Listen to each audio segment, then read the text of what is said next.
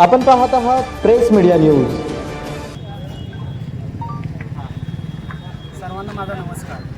मी एक संविधानवादी आहे. आपला देश पूर्ण संविधानावर चालतो आणि आज मी एक आमच्या मॅडमनी ऑब्जेक्शन घेतलं आहे. त्यांच्या वतीने मी वकील म्हणून उमेश पाटील यांच्यावर ऑब्जेक्शन जी घेतले आहे, कुणाला एक व्यक्तिगत विरोध म्हणून नाही, फक्त मला जी कायद्यानं ज्या चौकटीमध्ये काही गोष्टी दिसतात, त्यांच्याकडे 5 गुन्हे दाखल होते, त्याच्यातला एक गुन्हा त्यांनी लपवला, 4 गुन्हे हे ॲफिडेव्हिटमध्ये दिलेले आहेत.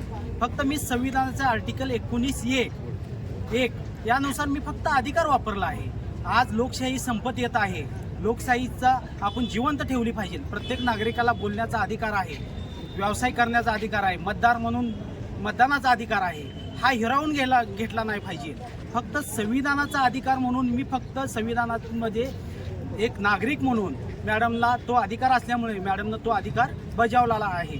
आणि जी गुन्हा लपवणे हे चुकीचं आहे, एवढंच फक्त. व्यक्तिगत काहीसुद्धा नाही. आम्हाला जो दिसला त्यानुसार आम्ही त्याप्रमाणे आर्टिकल 19(a) प्रमाणे आमचा अधिकार वापरला आहे.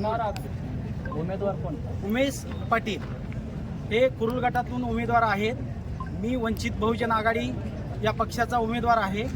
त्यातून फक्त आम्ही कायद्याचा फक्त अवलंबन करण्याचा प्रयत्न केला आहे आणि संविधानात जो अधिकार दिला आहे आपल्याला, तोच आम्ही फक्त ही केला. व्यक्तिगत गुन्हाचा आमचा विरोध नसणार.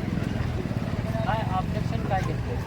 नाही, आत्ता सांगितले तुम्हाला 5 गुन्हे होते, त्याच्यामधील 4च गुन्हे त्यांनी दाखवले. ते कलम त्यांचं जे ॲफिडेव्हिट दिलं आहे, ॲफिडेव्हिटमध्ये त्यांनी 4च गुन्ह्याचा नमूद केलेला आहे.